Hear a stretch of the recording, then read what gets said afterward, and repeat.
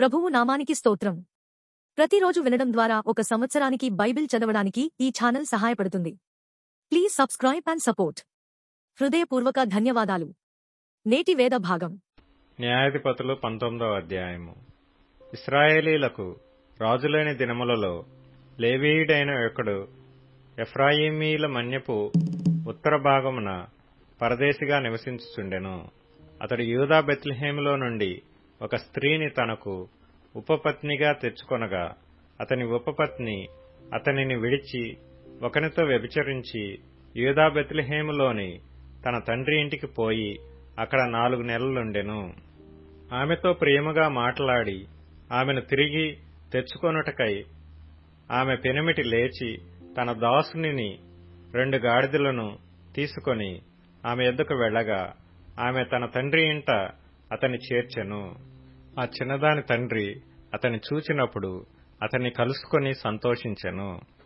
ఆ చిన్నదాని తండ్రియగు అతని మామ వెళ్లనీయనందున అతడు 3 దినములు అతని యొద్ద నుండెను గనుక వారు అన్నపానములు పుచ్చుకొనుచు అక్కడ నిలిచిరి. 4వ నాడు వారు వేకువను వెళ్ళుటకు నిద్ర మేలుకొనగా అతడు లేవసాగెను. అయితే ఆ చిన్నదాని తండ్రి, నీవు కొంచెం ఆహారము పుచ్చుకొని తెప్పరిల్లిన తర్వాత నీ త్రోవను వెళ్లవచ్చునని తన అల్లునితో అనగా, వారిద్దరు కూర్చుండి అన్నపానములు పుచ్చుకొనిరి.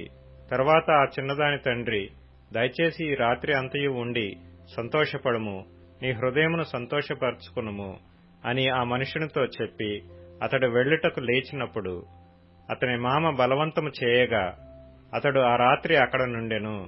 5వ దినమున అతడు వెళ్లవలెనని ఉదయమున లేచినప్పుడు ఆ చిన్నదాని తండ్రి, నీవు నీ ప్రాణము బలపరుచుకొనుమని చెప్పినందున వారు ప్రొద్దువ్రాలు వరకు తడవు చేసి ఇద్దరు కూడి భోజనము చేసిరి.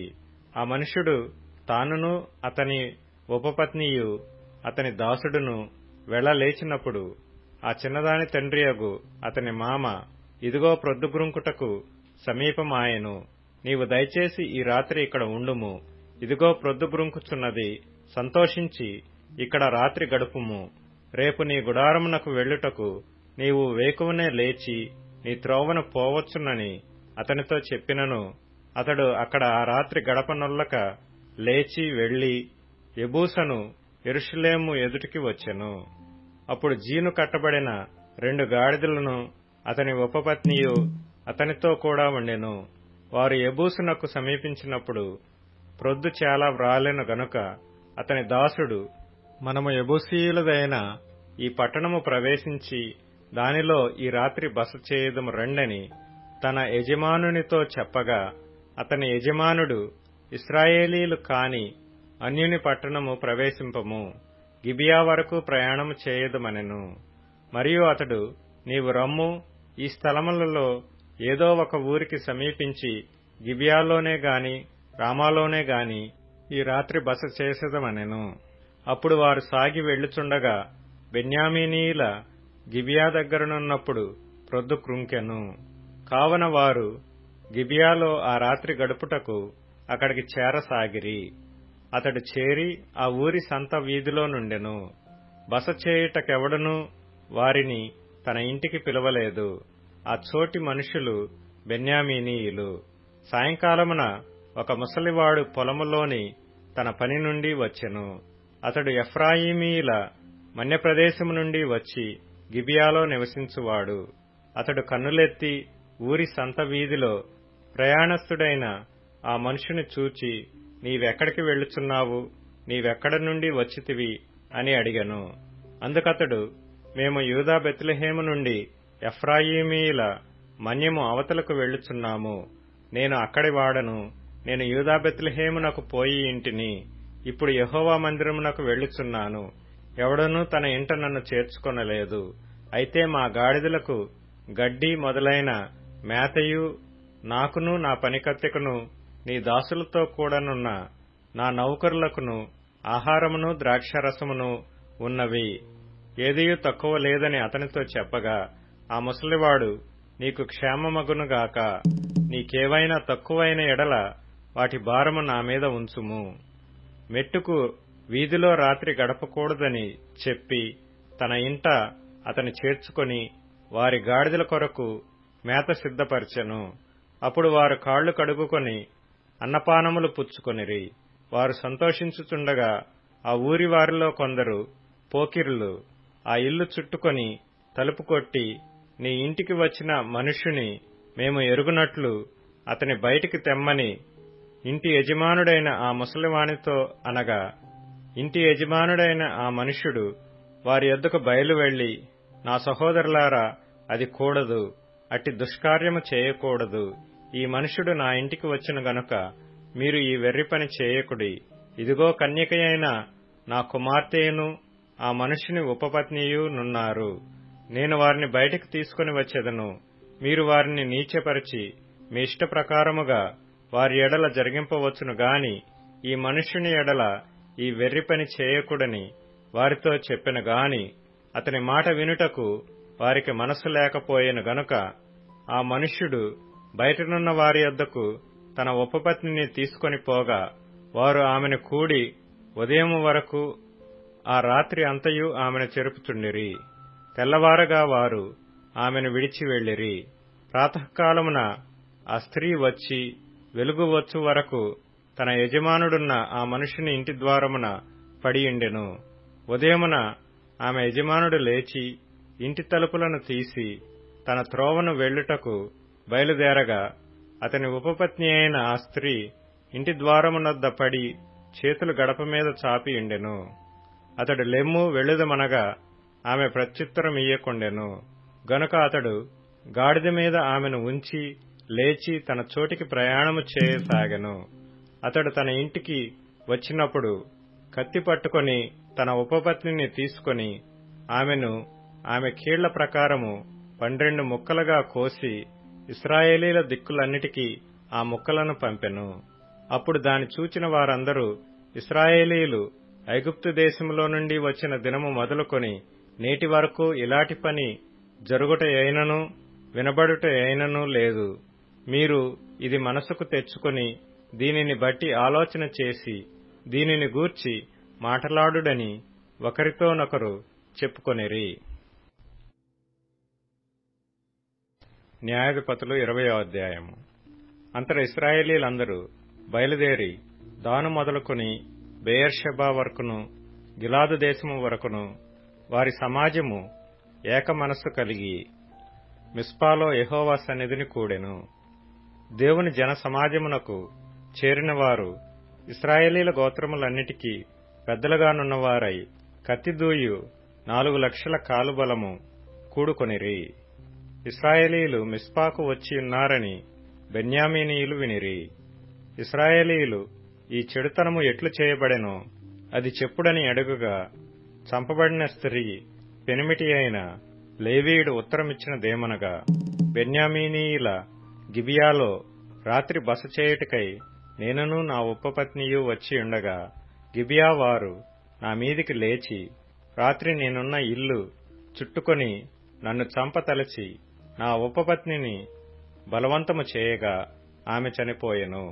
వారు ఇశ్రాయేలీయులలో దుష్కార్యమును వెర్రి పనిని చేసిరని నేను తెలుసుకొని నా ఉపపత్నిని పట్టుకొని ఆమెను ముక్కలుగా కోసి ఇశ్రాయేలీల స్వాస్థ్యమైన దేశమంతటికీ ఆ ముక్కలను పంపితిని. ఇదిగో ఇశ్రాయేలీలారా, ఇక్కడనే మీరందరూ కూడియున్నారు. ఈ సంగతిని గూర్చి ఆలోచన చేసి చెప్పుడనెను. అప్పుడు జనులందరూ ఏకీభవించి లేచి, మనలో ఎవడునూ తన గుడారమునకు వెళ్ళడు, ఎవడునూ ఇంటికి వెళ్ళడు. మనము గిబియా ఎడల జరిగింపవలసిన దానిని నెరవేర్చుటకై చీట్లు వేసి దాని మీదికి పోదుము. జనులు బెన్యామీనీయుల గిబియాకు వచ్చి ఇశ్రాయేలీలలో జరిగిన వెర్రితనము విషయమై పగ తీర్చుకొనుటకు వెళ్ళువారి కొరకు ఆహారము తెచ్చుటకై మనము ఇశ్రాయేలీల గోత్రములన్నిటిలో 100కి 10 మంది మనుష్యులను, 1000కి 100 మందిని, 10,000కు 1000 మందిని ఏర్పరచుకుందము రండని చెప్పుకొనిరి. కాబట్టి ఇశ్రాయేలీలందరూ ఒక్క మనుష్యుడైనట్టుగా ఏకీభవించి ఆ ఊరి వారితో యుద్ధము చేయుటకు కూడిరి. ఇశ్రాయేలీలు బెన్యామీనీయులందరి యొద్దకు మనుషులను పంపి, మీలో జరిగిన ఈ చెడుతనమేమిటి? గిబియాలోనున్న ఆ దుష్టులను అప్పగించుడి, వారిని చంపి ఇశ్రాయేలీలలో నుండి దోషమును పరిహరింపచేయుదుమని పలికింపగా, బెన్యామీనీయులు తమ సహోదరులగు ఇశ్రాయేలీల మాట విననొల్లక యుద్ధమునకు బయలుదేరవలెనని తమ పట్టణములలో నుండి వచ్చి గిబియాలో కూడుకొనిరి. ఆ దినమున బెన్యామీనీయులు తమ జనసంఖ్యను మొత్తము చేయగా 700 మంది అయిన గిబియా నివాసులు కాక, కత్తిదూయ సమర్థులై పట్టణమున నుండి వచ్చిన వారు 26,000 మంది అయిరి. ఆ సమస్త జనములో నేర్పరచబడిన 700 మంది ఎడమచేతి వాటము గలవారు. వీరిలో ప్రతివాడును గురిగానుంచబడిన తల వెంట్రుక మీదికి వడిసెల రాయి తప్పక విసరగలవాడు. బెన్యామీనీయులు గాక ఇశ్రాయేలీలలో ఖడ్గము దూయు 4,00,000 మంది లెక్కింపబడిరి. వీరందరూ యోధులు. వీరు లేచి బేతెలకు పోయి ఇశ్రాయేలీలు బెన్యామీనీయులతో చేయవలసిన యుద్ధమునకు మాలో ఎవరు ముందుగా వెళ్లవలెనని దేవుని యొద్ద మనవి చేసినప్పుడు, యెహోవా యూదా వంశస్థులు ముందుగా వెళ్లవలెనని సెలవిచ్చెను. కాబట్టి ఇశ్రాయేలీలు ఉదయముననే లేచి గిబియాకు ఎదురుగా దిగిరి. ఇశ్రాయేలీలు బెన్యామీనీయులతో యుద్ధము చేయ బయలుదేరినప్పుడు ఇశ్రాయేలీలు గిబియా మీద పడుటకు యుద్ధ పంక్తులు తీర్చగా, బెన్యామీనీయులు గిబియాలో నుండి బయటికి వచ్చి ఆ దినమున ఇశ్రాయేలీలలో 22,000 మందిని నేలకూర్చిరి. అయితే ఇశ్రాయేలీలు ధైర్యము తెచ్చుకొని తాము మొదట ఎక్కడ యుద్ధ పంక్తి తీర్చిరో ఆ చోటనే మరలా యుద్ధము జరగవలెనని తమను తాము యుద్ధ పంక్తులుగా తీర్చుకొనిరి. మరియు ఇశ్రాయేలీలు పోయి సాయంకాలం వరకు యెహోవా ఎదుట ఏడ్చుచు, మా సహోదరులైన బెన్యామీనీయులతో యుద్ధము చేయుటకు తిరిగి పోదుమా అని యెహోవా యొద్ద విచారణ చేయగా, యెహోవా వారితో యుద్ధము చేయబోవుడని సెలవిచ్చెను. కాబట్టి ఇశ్రాయేలీలు 2వ దినమున బెన్యామీనీయులతో యుద్ధము చేయరాగా, ఆ 2వ దినమున బెన్యామీనీయులు వారిని ఎదుర్కొనుటకు గిబియాలో నుండి బయలుదేరి వచ్చి ఇశ్రాయేలీలలో 18,000 మందిని నేలగూల్చి సంహరించిరి. వీరందరూ కత్తిదూయువారు. అప్పుడు ఇశ్రాయేలీలందరూ జనులందరూ పోయి బేతేలును ప్రవేశించి ఏడ్చుచు సాయంకాలము వరకు అక్కడ యెహోవా సన్నిధిని కూర్చుండుచు ఉపవాసముండి దహన బలులను సమాధాన బలులను యెహోవా సన్నిధిని అర్పించిరి. ఆ దినములలో యెహోవా నిబంధన మందసము అక్కడనే ఉండెను. అహరోను మనుమడును ఎలియాజరు కుమారుడునైన ఫీనెహాసు ఆ దినములలో దాని ఎదుట నిలుచువాడు. ఇశ్రాయేలీలు మరలా మా సహోదరులైన బెన్యామీనీయులతో యుద్ధమునకు పోదుమా మానుదమా అని యెహోవా యొద్ద విచారణ చేయగా, యెహోవా వెళ్ళుడి, రేపు నీ చేతికి వారిని అప్పగించెదనని సెలవిచ్చెను. అప్పుడు ఇశ్రాయేలీలు గిబియా చుట్టూ మాటుగాండ్రను పెట్టిరి. 3వ దినమున ఇశ్రాయేలీలు బెన్యామీనీయులతో యుద్ధమునకు పోయి మునుపటి వలె గిబియా వారితో యుద్ధము చేయుటకు సిద్ధపడగా, బెన్యామీనీయులు వారిని ఎదుర్కొనుటకు బయలుదేరి పట్టణములో నుండి తొలగి వచ్చి మునుపటి వలె ఇశ్రాయేలీలలో గాయపరచబడిన వారిని ఇంచుమించు 30 మంది మనుషులను రాజమార్గములలో చంపుచూ వచ్చిరి. ఆ మార్గములలో ఒకటి బేతెలుకును ఒకటి పొలములోనున్న గిబియాకును పోవుచున్నవి. బెన్యామీనీయులు మునుపటి వలె వారు మన ఎదుట నిలవలేక కొట్టబడి ఉన్నారని అనుకొనిరి.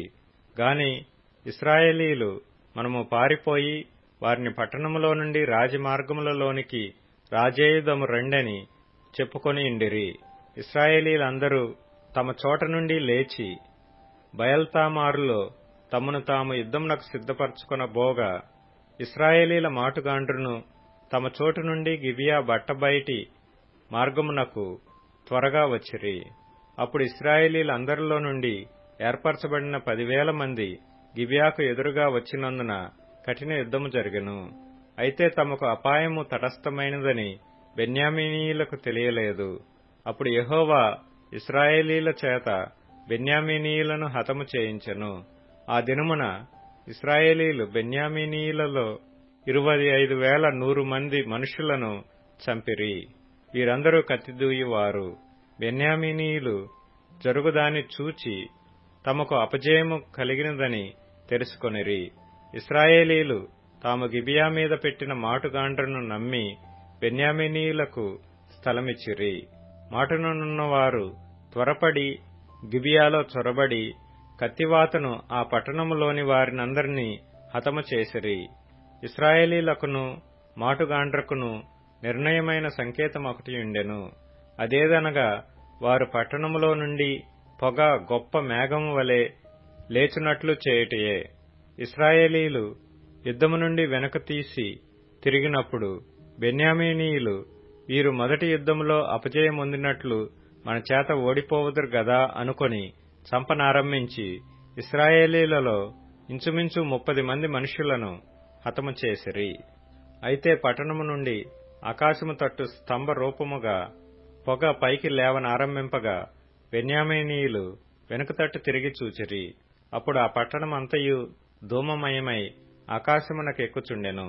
ఇశ్రాయేలీలు తిరిగినప్పుడు బెన్యామీనీయులు తమకు అపజయము కలిగినదని తెలుసుకుని విభ్రాంతి నొంది ఎడారి మార్గము తట్టు వెళ్ళుదమని ఇశ్రాయేలీల ఎదుట వెనుకకు తిరిగిరి గాని యుద్ధమున తరమబడగా పట్టణములలో నుండి వచ్చిన వారు మధ్య మార్గమందే వారిని చంపిరి. ఇశ్రాయేలీలు బెన్యామీనీయులను చుట్టుకొని తరిమి తూర్పు దిక్కున గిబియాకు ఎదురుగా వారు దిగిన స్థలమున వారిని త్రొక్కుచుండిరి. అప్పుడు బెన్యామీనీయులలో 18,000 మంది మనుష్యులు పడిపోయిరి. వీరందరూ పరాక్రమవంతులు. అప్పుడు మిగిలిన వారు తిరిగి ఎడారిలోనున్న రిమ్మోను బండకు పారిపోగా వారు రాజమార్గములలో చెదిరియున్న 5,000 మంది మనుషులను చీలదీసి గిదోము వరకు వారిని వెంటాడి తరిమి వారిలో 2,000 మందిని చంపిరి.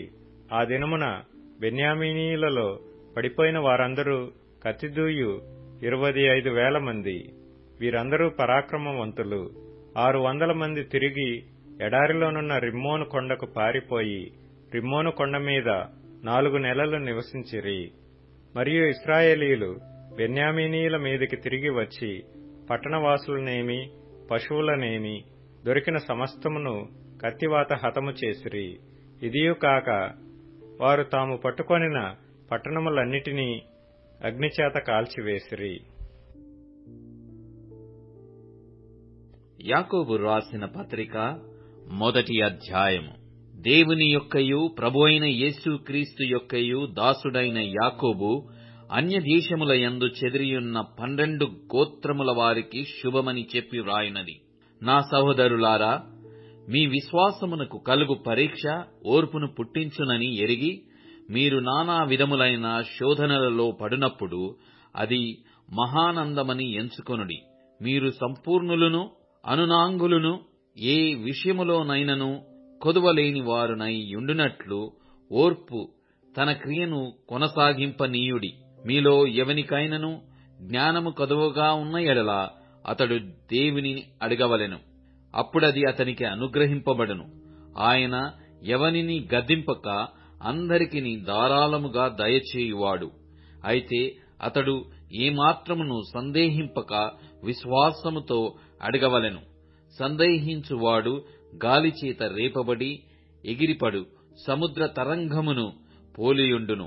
అట్టి మనుష్యుడు ద్విమనస్కుడై తన సమస్త మార్గముల యందు అస్థిరుడు గనుక ప్రభువు వలన తనకేమైనను దొరుకునని తలంచుకొనరాదు. దీనుడైన సహోదరుడు తనకు కలిగిన ఉన్నత దశయందు అతిశయింపవలెను. ధనవంతుడైన సహోదరుడు తనకు కలిగిన దీన దశయందు అతిశయింపవలెను. ఏలయనగా ఇతడు గడ్డి పువ్వు వలె గతించిపోవును. సూర్యుడు దయించి వడగాలి కొట్టి గడ్డిని మార్చివేయగా దాని పువ్వు రాలును, దాని స్వరూప సౌందర్యమును నశించును. అలాగే ధనవంతుడును తన ప్రయత్నములలో వాడిపోవును. శోధన సహించువాడు ధన్యుడు. అతడు శోధనకు నిలిచినవాడై ప్రభువు తన్ను ప్రేమించువారికి వాగ్దానము చేసిన జీవకిరీటము పొందును. దేవుడు కీడు విషయమై శోధింపబడనేరడు. ఆయన ఎవనిని శోధింపడు గనుక ఎవడైనను శోధింపబడినప్పుడు నేను దేవుని చేత శోధింపబడుచున్నానని అనకూడదు. ప్రతివాడును తన స్వకీయమైన దురాశ చేత ఈడ్వబడి మరులు కొల్పబడిన వాడై శోధింపబడును. దురాశ గర్భము ధరించి పాపమును కనగా, పాపము పరిపక్వమై మరణమును కనును. నా ప్రియ సహోదరులారా, మోసపోకుడి. శ్రేష్టమైన ప్రతి ఈవియు సంపూర్ణమైన ప్రతి వరమును పరసంబంధమైనదై జ్యోతిర్మయుడగు తండ్రి యొద్ద నుండి వచ్చును. ఆయన యందు ఏ చంచలత్వమైనను గమనాగమనముల వలన కలుగు ఏ ఛాయ అయినను లేదు. ఆయన తాను సృష్టించిన వాటిలో మనము ప్రధాన ఫలముగా ఉండునట్లు సత్యవాక్యము వలన మనలను తన సంకల్ప ప్రకారము కనెను. నా ప్రియ సహోదరులారా, మీరీ సంగతి ఎరుగుదురు గనుక ప్రతి మనుష్యుడు వినుటకు వేగిరపడువాడును, మాటలాడుటకు నిదానించువాడును, కోపించుటకు నిదానించువాడునై ఉండవలెను. ఎందుకనగా నరుని కోపము దేవుని నీతిని నెరవేర్చదు. అందుచేత సమస్త కల్మషమును, విర్రవీగుచున్న దుష్టత్వమును మాని లోపల నాటబడి మీ ఆత్మలను రక్షించుటకు శక్తిగల వాక్యమును సాత్వికముతో అంగీకరించుడి. మీరు వినువారు మాత్రమై ఉండి మిమ్మును మీరు మోసపుచ్చుకొనకుండా వాక్య ప్రకారము ప్రవర్తించువారునై ఉండుడి.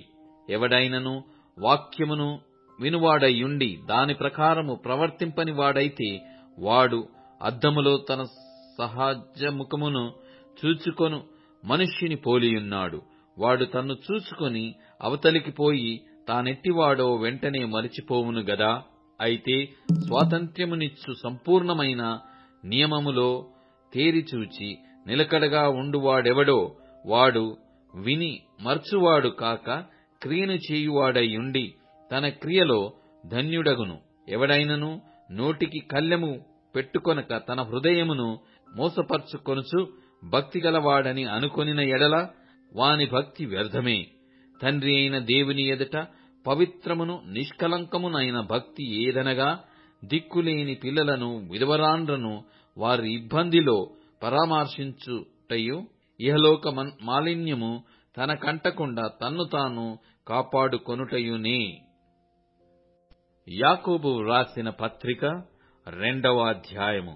నా సహోదరులారా, మహిమా స్వరూపియగు మన ప్రభు అయిన యేసు క్రీస్తును గూర్చిన విశ్వాస విషయములో మోమాటము గలవారై యుండకుడి. ఎలాగనగా బంగారు ఉంగరము పెట్టుకొని ప్రశస్త వస్త్రములు ధరించుకొనిన యొకడు మీ సమాజ మందిరములోనికి వచ్చినప్పుడు మురికి బట్టలు కట్టుకొనిన దరిద్రుడును లోపలికి వచ్చిన ఎడల మీరు ప్రశస్త వస్త్రములు ధరించుకొనిన వానిని చూచి సన్మానించి నీవిక్కడ మంచి స్థలమందు కూర్చుండుమని చెప్పి ఆ దరిద్రునితో నీవిక్కడ నిలువుము, లేక ఇక్కడ నా పాదపీఠమునకు దిగువను కూర్చుండుమని చెప్పిన ఎడల మీ మనస్సులలో భేదములు పెట్టుకొని మీరు దురాలోచనతో విమర్శ చేసిన వారగుదురు కారా? నా ప్రియ సహోదరులారా, ఆలకించుడి. ఈ లోక విషయములో దరిద్రులైన వారిని విశ్వాసమందు భాగ్యవంతులుగాను, తన్ను ప్రేమించు వారికి తాను వాగ్దానము చేసిన రాజ్యమునకు వారసులుగాను ఉండుటకు దేవుడేర్పరచుకొనలేదా? అయితే మీరు దరిద్రులను అవమానపరచుదురు, ధనవంతులు మీ మీద కఠినముగా అధికారము చూపుదురు. మిమ్మును న్యాయ సభలకు ఈడ్చున్నవారు వీరేగాదా? మీకు పెట్టబడిన శ్రేష్టమైన నామమును దూషించువారు వీరేగదా? మెట్టుకు నీవలె నీ పొరుగువాని ప్రేమించుమను లేఖనములో ఉన్నట్టి ప్రాముఖ్యమైన ఈ ఆజ్ఞను మీరు నెరవేర్చిన ఎడల బాగుగానే ప్రవర్తించువారగుదురు. మీరు పక్షపాతము గలవారైతే ధర్మశాస్త్రము వలన అపరాధులని తీర్చబడి పాపము చేయువారగుదురు. ఎవడైనను ధర్మశాస్త్రమంతయు గైకొనియు ఒక ఆజ్ఞ విషయములో తప్పిపోయిన ఎడల ఆజ్ఞలన్నిటి విషయములో అపరాధి యగును. వ్యభిచరింపవద్దని చెప్పినవాడు నరహత్య చేయవద్దనియు చెప్పెను గనుక నీవు వ్యభిచరింపకపోయినను నరహత్య చేసిన ఎడల ధర్మశాస్త్ర విషయములో నపరాధివైతివి. స్వతంత్ర్యము ఇచ్చు నియమము చొప్పున తీర్పు పొందబోవు వారికి తగినట్టుగా మాటలాడుడి, అలాగుననే ప్రవర్తించుడి. కనికరము చూపనివాడు కనికరము లేని తీర్పు పొందును. కనికరము తీర్పును మించి అతిశయపడును. నా సహోదరులారా, క్రియలు లేనప్పుడు ఎవడైనను తనకు విశ్వాసము కలదని చెప్పిన ఎడల ఏమి ప్రయోజనము? అట్టి విశ్వాసమతని రక్షింపగలదా?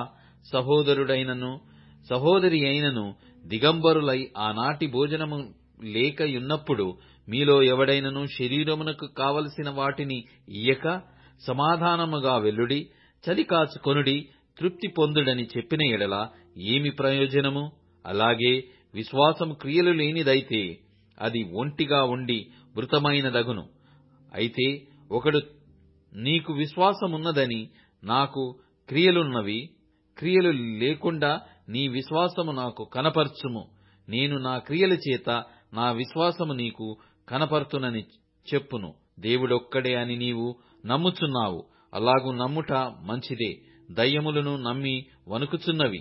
వ్యర్థుడా, క్రియలు లేని విశ్వాసము నిష్ఫలమైనదని తెలుసుకొను గోరుచున్నావా? మన పితరుడైన అబ్రహాము తన కుమారుడైన ఇస్సాకును బలిపీఠము మీద అర్పించినప్పుడు అతడు క్రియల వలన నీతిమంతుడని తీర్పు పొందలేదా? విశ్వాసము అతని క్రియలతో కూడి కార్యసిద్ధి కలగజేసిననియు, క్రియల మూలముగా అతని విశ్వాసము పరిపూర్ణమైనదనియు గ్రహించుచున్నావు గదా.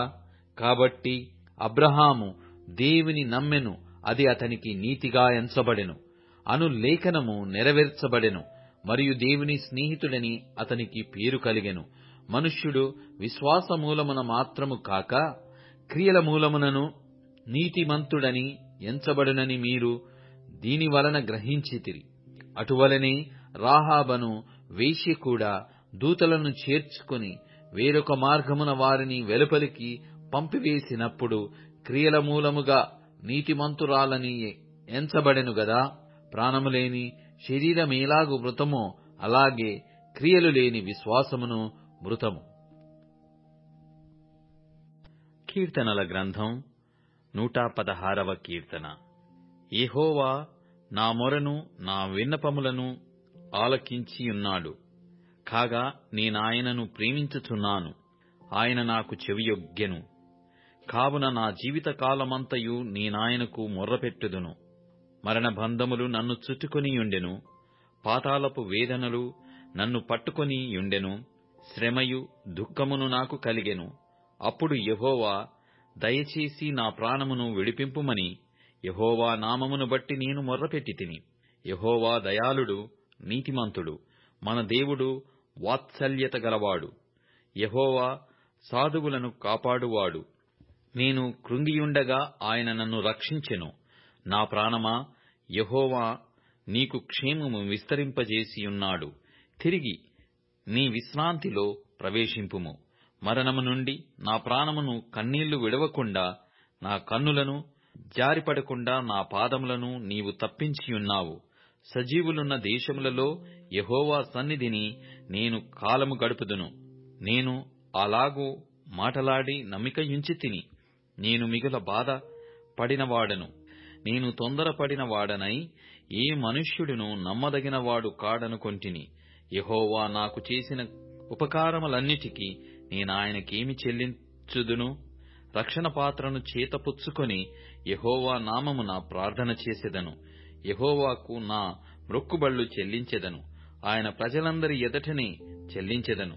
యెహోవా భక్తుల మరణము ఆయన దృష్టికి విలువగలది. యెహోవా, నేను నిజముగా నీ సేవకుడను, నీ సేవకురాలి కుమారుడనయ్యున్నాను. నీవు నా కట్లు విప్పియున్నావు. నేను నీకు కృతజ్ఞతాస్తుతులు చెల్లించెదను. యెహోవా నామమున ప్రార్థన చేసెదను. ఆయన ప్రజల అందరి ఎదుటను, యెహోవా మందిరపు ఆవరణములలోను, యెరూషలేమా నీ మధ్యను నేను యెహోవాకు నా మ్రొక్కుబళ్ళు చెల్లించెదను. యెహోవాను స్తుతించుడి. ఇప్పుడు tune in, Spotify, Amazon music మరియు యూట్యూబ్ మ్యూజిక్ లో కూడా అందుబాటులో ఉంది. Please follow us.